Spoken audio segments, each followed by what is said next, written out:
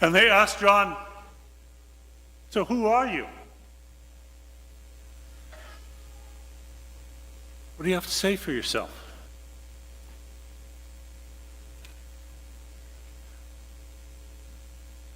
There was a man dressed as Napoleon who went to see a psychiatrist at the urging of his wife.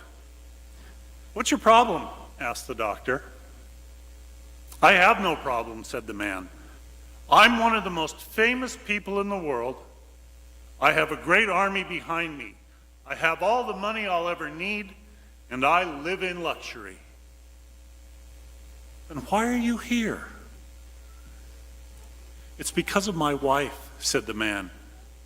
"She thinks she's Mrs. Levine."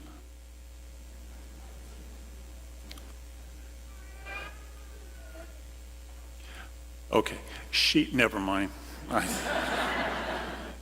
thought that was a lot funnier than that. Okay.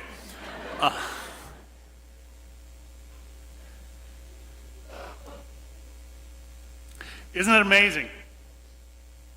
In the gospel, John appears on the scene, and right away, people are trying to figure him out. What's your identity? What's your story? Who are you? But more importantly, how can we label you?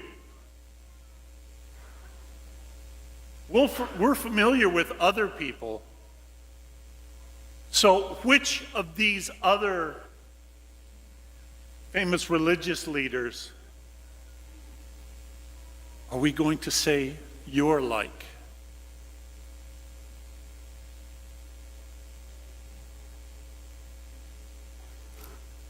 How quickly and easily we tend to label, to judge others. I'm hearing that in confession more and more all the time. I'm judgmental. I judge others.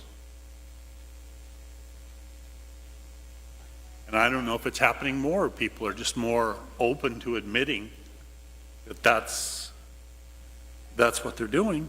But along with the judgment often comes then statements of anger or frustration,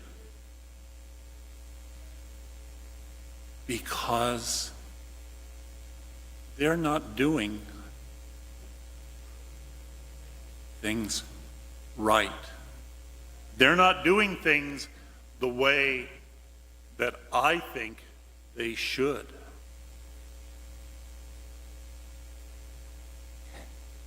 They're not living out my expectation of them. If they truly were this kind of a person,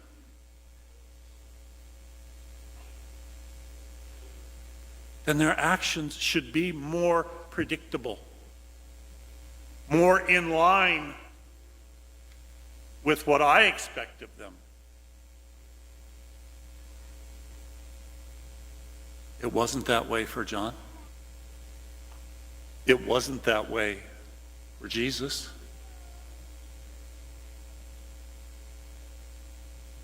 People kept trying to pigeonhole them, to say, well, you must be this person, you must be this way. Because if you're predictable, then I don't have to really listen. I don't have to really get to know you. I've already heard it before from Elijah, from the prophets.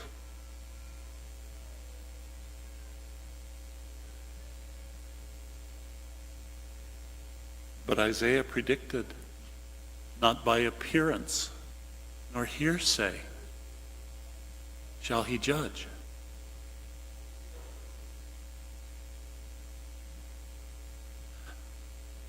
During World War II, a young sailor struck up a pen pal relationship with a woman he had never met. The way it happened was that one day he was in the library getting a book when he noticed that there were pencil notations in the margins.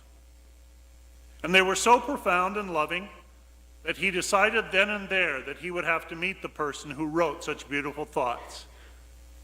He went to the librarian and got the name and address of the woman who had written these lovely words. The day after his introductory letter to her as a pen pal, he was shipped overseas. But for the next year, the two corresponded regularly back and forth, exchanging a great deal of pleasure in revealing their deepest thoughts. At different times, the sailor asked for a picture of his correspondent, but he never received one. Still, their feelings for each other grew. It was finally time for him to return to the U.S. He and his pen pal decided they would meet at 7 o'clock, and a rendezvous was arranged for Grand Central Station. How would he know her? She wrote back that he would know her by the red rose she would wear in her lapel. Well, shortly after the young man entered the station, a tall, beautiful blonde in a pale green suit sauntered by. Almost magnetically, the lonely young man was drawn toward this woman and her alluring vitality and sensuality. She smiled at him and even murmured, "Going my way, sailor?" she asked. She passed by. But her spell over him was broken when he suddenly saw behind her a woman wearing a red rose in her lapel. His heart sank because she was as plain as the blonde had been stunning. She was 40-ish, roundish, grayish, but with two sparkling eyes and a gentle face. As the blonde walked away, the young sailor hesitated for a moment, but then turned his back on her beauty and strode over to the simple woman who was wearing the red rose in her lapel. Looking at her, he faced the disappointed realization that their relationship could never really be a romantic one. And yet, on the other hand, he was buoyed by the memory of their letters and of the prospect of having at least a lifelong friend, one whose wit and spirituality and intelligence he already knew from their correspondence.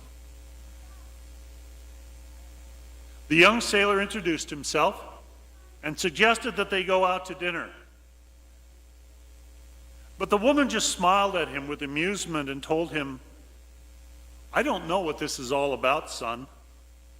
But the young woman in the green suit who just went by begged me to wear this rose on my coat. And she said that if you were to ask me out to dinner, she's waiting for you in the restaurant across the street. She said it was some kind of test."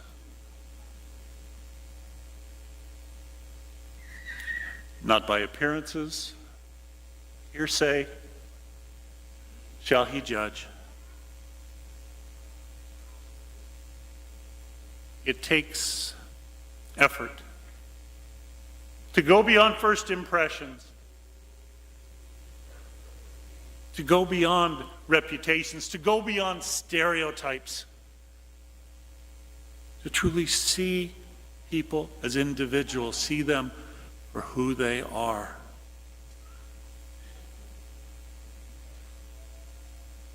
Our modern society, our culture, we're so quick to label. We're so quick to judge. We're so quick to assume this or that about this person. None of us likes it when others do it to us, when they don't give us a chance to really be our true selves, our best selves. We feel so lonely when we're misunderstood.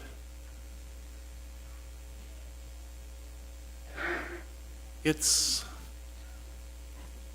a good thing to remember as we are heading closer to Christmas, as we are getting ready to celebrate the coming of our God into our lives, into our world, into our human story.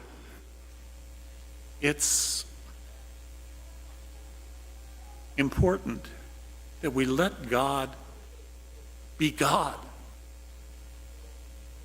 That we let Christ surprise us from time to time. God is a God of surprises. It kind of keeps us on our toes. It kind of keeps us off balance a little bit. Sometimes we'd rather just have the comfortable stuff we've figured out. When we judge, when we insist that others are who we think they should be, we can miss it. One final story, and this one I think I've shared with you before. There was an old woman who crossed the Brazilian frontier every day on a motor scooter with a sack of sand slung on her back.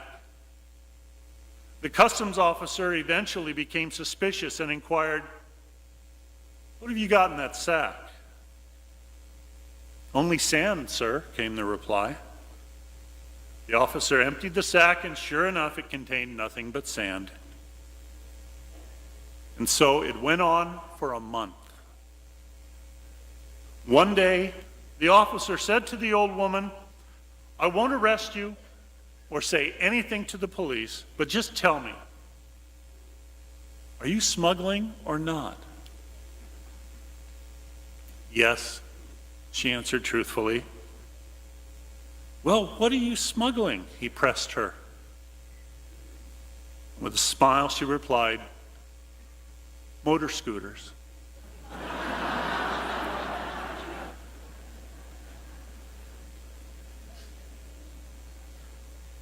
Things and people and God are not always what we expect.